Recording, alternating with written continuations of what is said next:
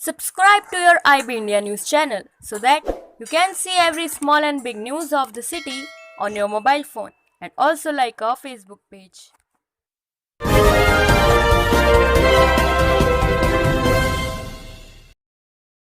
दो गुटों में खूनी भिड़ंत, लाठी डंडों और तलवारों से हमला किया।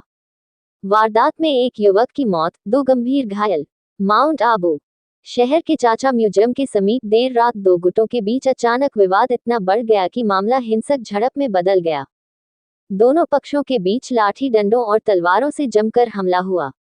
इस घटना में करण मेहरा, हर्ष दो युवक गंभीर रूप से घायल हो गए, जिनमें से अजय मकवाना की मौत हो गई। घटना मध्य रात्रि की बताई जा रही है।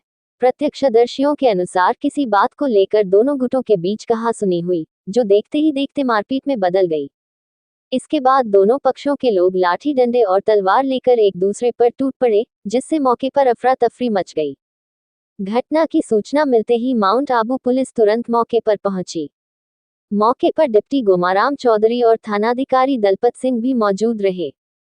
पुलिस ने घायलों को तुरंत अस्पताल पहुंचाया, जहां इलाज के दौरान एक युवक ने दम तोड़ दिया, जबकि दूसरे घायल का उपचार जारी है।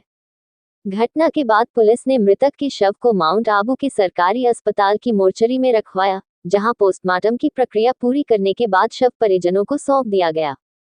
वहीं घटना की गंभीरता को देखते हुए पाली से एफएसएल फॉरेंसिक साइंस लेबोरेटरी की टीम भी मौके पर पहुंची और घटनास्थल का बारीकी से निरीक्षण कर साक्ष्य जुटाए। पुलिस आसपास के क्षेत्र में लगे सीसीटीवी कैमरों की भी जांच कर रही है। फिलहाल माउंट आबू पुलिस मामले में शामिल हमलावरों की पहचान कर उनकी तलाश में जुटी हुई है। पुलिस का कहना है कि मामले की जांच जारी है और जल्द ही आरोपियों को गिरफ्तार कर लिया जाएगा। देखिए, चाचा म्यूजियम चौराहे की घटना है। रात को करीब 11:30 बजे दो गुटों में आपस में झगड़ा हो गया था।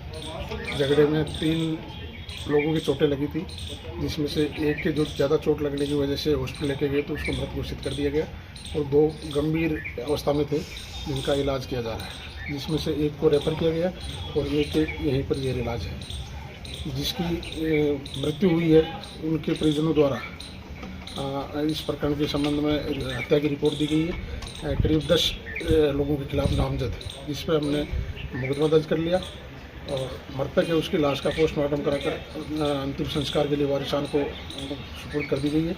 और जो आरोपी हैं उनकी गिरफ्तारी के लिए अलग अलग टीमें बना के और उनकी तलाश की जा रही है। शीघ्र इनको गिरफ्तार करके नियमानुसार कानूनी कार्रवाई की जाएगी। मृतक के परिवारजनों की ये मांग थी कि मुलजिम है वो शीघ्र गिरफ्तार हो, और उनको शीघ्र गिरफ्तारी और निष्पक्ष कार्रवाई करने का आश्वासन दिया गया, जिस पर वो सहमत हो गए और अलग अलग टीमें गठित करके और गिरफ्तारी के प्रयास किए जा रहे हैं। Thank you.